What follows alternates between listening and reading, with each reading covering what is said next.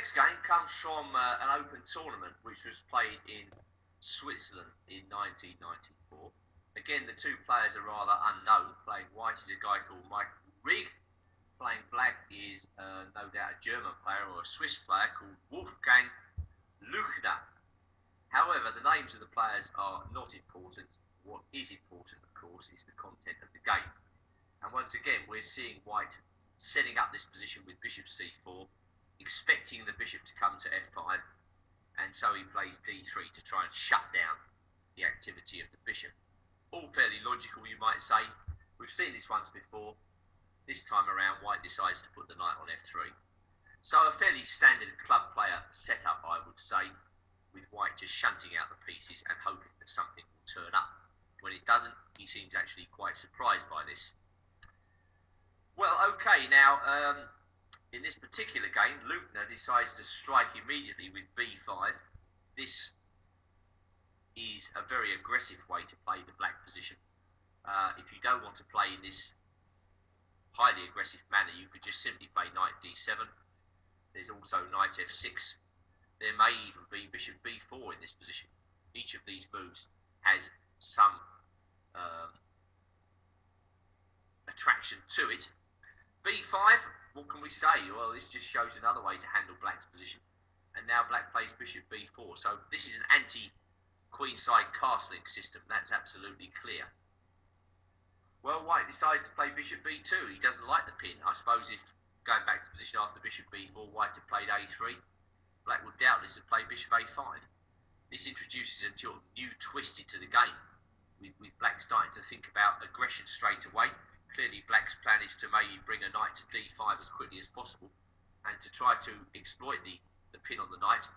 White's having absolutely none of it, retreats with bishop d2, and now black just plays his knight up to f6 as normal, after which white plays castles. He wants no part of any sort of castling on the queen side now, and parks his king on g1. Alright, bishop comes to g4. Well, with the bishop on b3, this strikes me as being a very good idea. This is actually a pin, which white is quite hard pressed to get rid of. The bishop on b3 strikes me as being completely out of the game in this position. If white can't perhaps activate that bishop, or maybe even think about sacking a piece on e6, then how is that bishop ever going back to get back into the game? Meanwhile, black can think about ways of trying to accentuate the pin on the knight on f3. I mean, for instance, his knight d7 and then knight e5 are planned. The pawn on b5, I don't know, it grates on my nerves somehow, but if of course white can't take advantage of it, then it's actually restricting the white position. This position is not at all clear. Modern chess is a very interesting thing, you know. It's basically based around the concept that if it works, it must be played, however ugly it might be. This is what computers have taught us, you know. Aesthetics mean nothing. If it works, it must be played. And so the pawn on b5 is restricting white. It's not at all beautiful, but it is useful to black. And the bishop on g4 is more than useful, because it's timed white down. Knight e2, a radical way to break the pin. Going back, I suppose h3 could be played, but then bishop h5, and white is in the same dilemma. I mean, if he plays g4 in this position, and then, for instance, the move like knight e5, I'm not at all convinced by the position of these pawns on g4 and h3. Okay, it's going to be difficult to prove, but I think black will certainly have some good attacking chances on the king side in a position like this.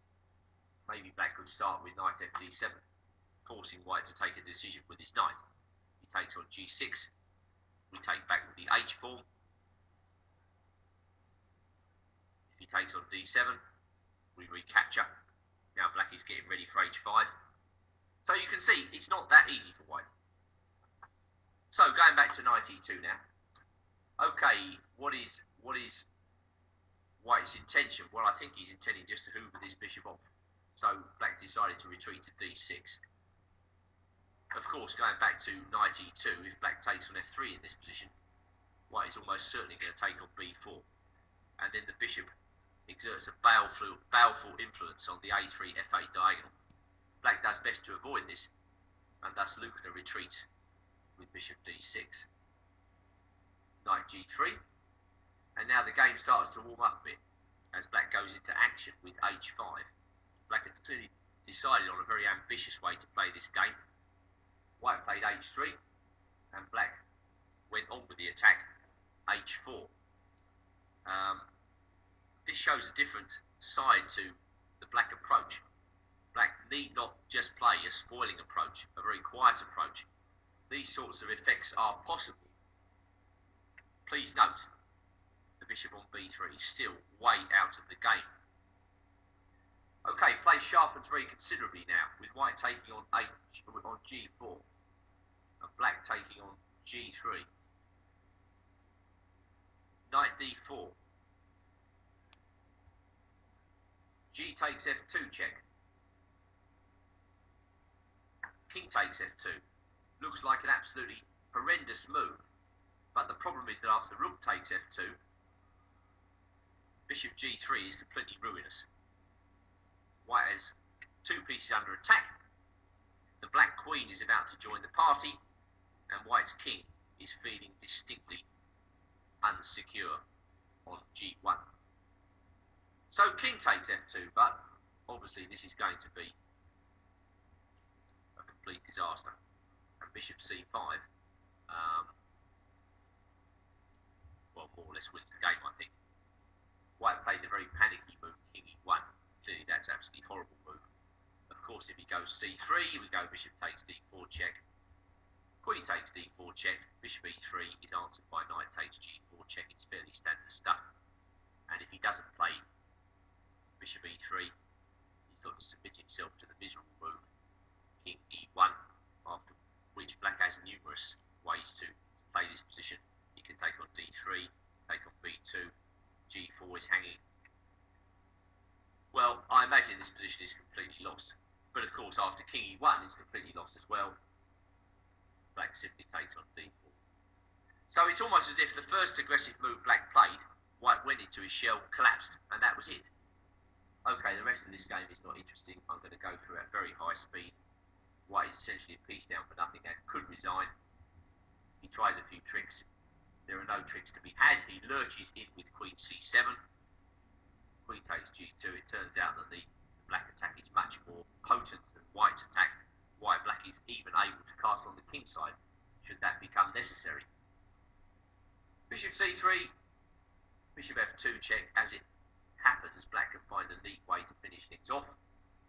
Rook h1 check, king e2, queen g4 check, king d2, rook takes a1, that is the sting. Bishop takes f6, obviously black was threatening rook d1 there. Rook d1 check anyway, king c3, and now the beautiful move to finish off b4. That is aesthetic, I like that. A mate with a pawn is rare. On a board full of pieces, it's even rarer. Okay, an absolutely horrible game by white, but a typical game between, let's say, club players. Again, lurching around all over the shop.